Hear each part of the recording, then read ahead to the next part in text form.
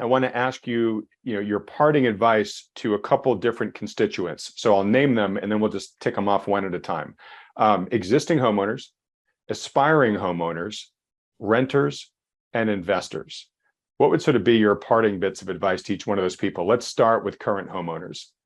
Current homeowners, I mean, a good question to ask is, do you like the home you live in and do you want to stay there for a long time? If the answer to both of those questions is yes, and you have the money to afford your mortgage payments, you really don't have too much to worry about, because a decline in 20% of your home value, while you may not like that, it's not like you're going to imminently get kicked out of your home if you can afford the payments and you like living there. So you can ride out the storm and wait for values to come back up. So I think an existing homeowner that would be more concerned or should have cause for concern would be someone who bought in a panicked state over the last 2 years and used a high leverage loan. Maybe then have some concern. But more broadly, I think existing homeowners, don't worry too much unless you're highly leveraged. Now, if you're an aspiring homeowner, especially if someone who's been waiting to buy over the last 2 years, I understand your frustration, because this housing market has been insane.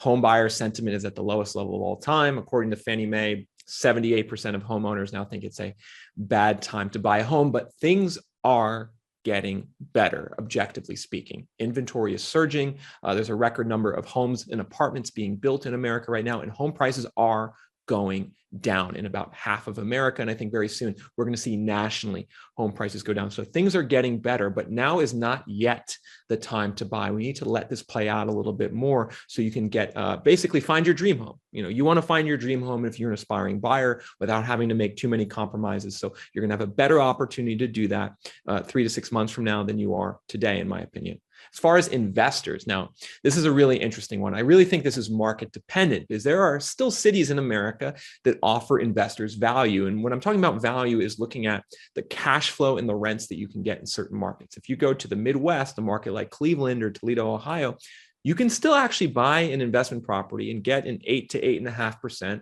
rental yield gross return, which is pretty good. Maybe if you're an investor in these markets and you're itching to buy, you could do that today. Just understand that the value of your asset's going to go down incrementally into the future. So just be prepared to withstand that, but your cash flow will be okay. Now, if you're an investor in a market like a Las Vegas or Southern California, where your cash flow and rental yields are like 4%, you should not be buying today, because you're basically going to be losing money, especially if you finance that with a mortgage at existing mortgage rates, and you're going to be doing that into a declining housing market. So really look at that cash flow yield. I think higher yield markets are going to perform better over the next 1 to 2 years. All right, and we'll get to renters in 1 second, but one question that probably applies to both investors and current homeowners is, if for some reason you are looking to sell or thinking that you might need to sell in the next year or two, which may still be in the middle of the arriving correction, is there sort of a first early mover advantage here to consider? Of if you're like, look, I think I might need to get rid of the house in the next 2 years or so, maybe I'm better off actually accelerating those plans to sell when the market is just starting to soften versus when it's down perhaps double digits, 20, 30.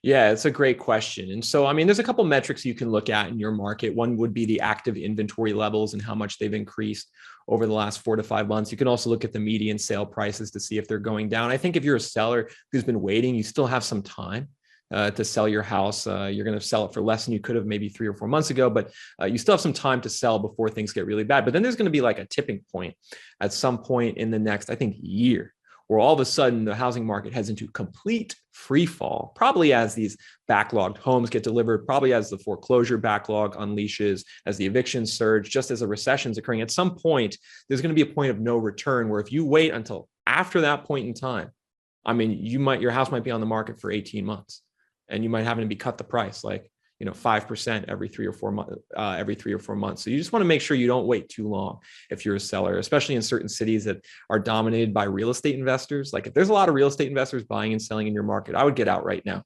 because these investors don't care, about destabilizing the market. Open Door made that very clear in their earnings report. They don't care about making prices in the neighborhood go down by 10 to 15%. So, I would say selling sooner than later is the best option. Okay, great. All right, and then renters.